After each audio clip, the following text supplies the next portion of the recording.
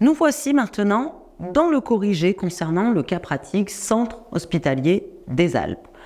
Donc, vous aviez un premier dossier à traiter concernant notamment la terminologie médicale. Vous deviez trouver la définition de différents termes.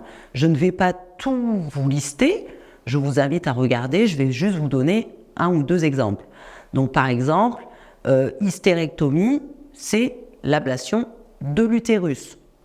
Ou parentérale, qui s'administre par une voie autre que la voie digestive, généralement sous la forme d'injections intraveineuses, musculaires ou sous-cutanées.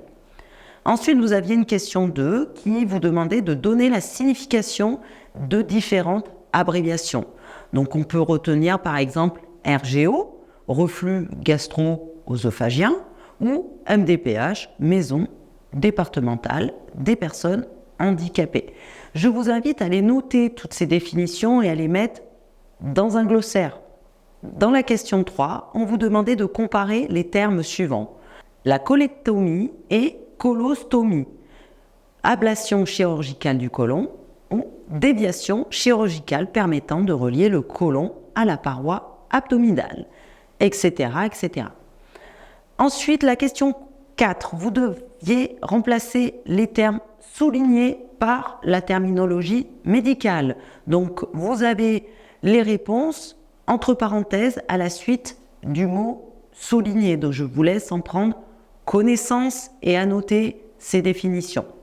Ensuite, en question 5, vous deviez citer 8 organes constitutifs de l'appareil digestif. Je vous donne quelques exemples. L'estomac, le côlon, le rectum, l'œsophage, etc. Question 6, vous deviez citer 6 examens d'imagerie concernant spécifiquement l'appareil digestif. Qu'est-ce qu'on peut noter ? Par exemple, la coloscopie, qui est un examen qui permet d'étudier la paroi interne de la totalité du côlon, ou la gastroscopie, qui est un examen qui permet d'étudier la paroi interne de l'estomac. Et je vous laisse prendre connaissance des autres définitions. Pour la question 7, vous deviez remettre les antécédents chirurgicaux de Madame Durand dans l'ordre chronologique. Il suffisait de prendre les dates et de les remettre tout simplement dans l'ordre chronologique. Et enfin, pour la question 8, vous deviez donner le nom de 2 bactéries. Donc je vous invite à regarder celle-ci, vous en avez peut-être trouvé d'autres, ce qui est très bien.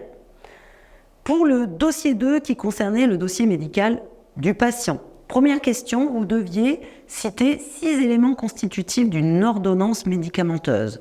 Donc vous le verrez dans la correction, on a cité quasiment tous les points qui constituent l'ordonnance. Je vous donne 2-3 exemples et puis je vous laisserai vous les noter. Toujours, on fait une identification complète avec le nom, la qualification, le numéro d'identification, etc., etc., du médecin.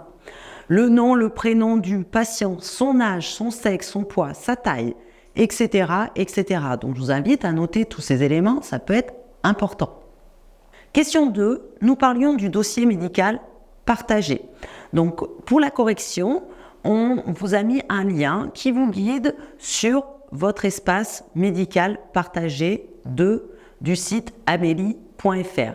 Qu'est-ce que c'est le dossier médical partagé ? C'est un dossier qui est numérique et qui permet l'échange d'informations médicales entre professionnels de santé. On retrouve différents éléments dans ce dossier médical, comme les antécédents, les allergies, les comptes rendus d'hospitalisation, etc. En gros, c'est un carnet de santé qui est accessible et sécurisé. À savoir que depuis janvier 2022, le dossier médical partagé est remplacé par Mon espace santé qui reprend tous les éléments du dossier médical. Pour la question 3, vous deviez citer 10 éléments constitutifs du dossier médical. Donc, on l'a fait en 3 points ici. Donc, vous les retrouvez ci-dessous. Donc, en premier point, on retrouve les informations formalisées recueillies lors des consultations externes dispensées dans l'établissement. Et vous voyez, donc il y a plusieurs choses. Les motifs de l'hospitalisation, les conclusions de l'évaluation clinique initiale ou le dossier d'anesthésie, on retrouve tous ces éléments dans le dossier médical.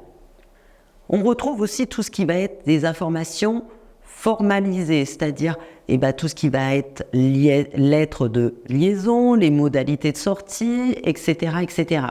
Et enfin, on va retrouver les informations qui mentionnent auprès d'un tiers concernant la prise en charge thérapeutique de celle-ci. Question 4. Le docteur vous demandait de préparer une lettre de liaison médicale. Donc on vous a mis ci-dessous tous les éléments qui constituent ce type de lettre. Donc comme je l'ai dit précédemment, toujours on identifie le patient, le médecin traitant ou le praticien adresseur.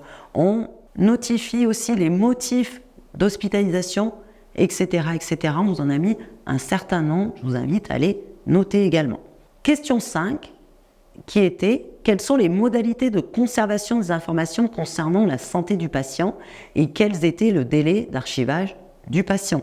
Donc vous avez des textes de loi qui vous informent de tout cela, mais en gros ce qu'on peut retenir concernant le dossier médical, c'est qu'il doit être conservé pendant une durée de 20 ans à compter de la date du dernier séjour, que en cas de décès, le dossier médical va être conservé pendant 10 ans. Et le dernier point important, c'est que tous les délais vont être suspendus dès lors qu'il y aura un recours gracieux ou un contentieux. Tous les délais vont être suspendus à ce moment-là. Et enfin, question 6, comment peut-on obtenir la communication du dossier médical ? Donc, on vous a mis un petit lien concernant ce texte de loi. Qui peut en faire la demande ? Soit le représentant légal pour un enfant mineur, l'ayant droit lui-même, sinon il faut être mandaté par le patient ou un médecin peut le demander. Sinon, ce n'est pas possible de communiquer le dossier médical si on n'est pas dans ces cas-là. Passons maintenant au dossier 3, concernant les données administratives relatives au patient. La question 1. En quoi consiste le régime de tutelle dont bénéficie Madame Durand et quelles vont être les modalités de vérification du consentement de cette patiente ? Déjà, définissez ce qu'est le régime de tutelle. La tutelle est une mesure de protection qui vise à protéger une personne majeure. Donc, on vous a mis un lien qui vous permet de regarder un petit peu tous les textes de loi. Et qu'est-ce qu'on peut noter ? En cas d'urgence, c'est l'établissement de santé, s'il n'arrive pas à joindre le tuteur, c'est l'établissement et le médecin qui va prendre la décision de soins. Ensuite, question 2. On vous demandait qu'est-ce qu'une ALD ? Une ALD, c'est une affection longue durée. Et Madame Durand sera donc remboursée à 100% de tous ses frais concernant cette pathologie particulière. Question 3. Madame Durand devait être transférée dans un nécessaire. On vous posait la question de quels documents il fallait préparer pour sa sortie et comment on pouvait faciliter son transfert.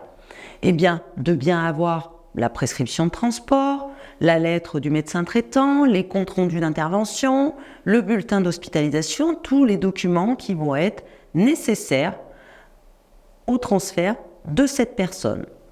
Dossier 4. Un petit test de connaissance. Donc, on vous demandait d'expliquer ce qu'est le secret professionnel. Ce qu'il faut savoir, c'est que le secret professionnel s'impose à tout professionnel de santé, mais pas que.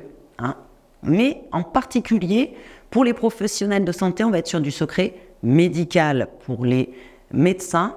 Et tout ce qui va concerner l'assistante médico-sociale, c'est tout ce qui va concerner les informations médicales du patient. On ne peut pas communiquer des informations hormis le patient lui-même. Et dernière question, vous deviez citer 4 compétences requises pour exercer le métier de secrétaire médical. Quelles sont-elles ? Vous en avez peut-être trouvé d'autres, mais c'est très bien. Premier point qui est très important, accueillir et orienter les patients.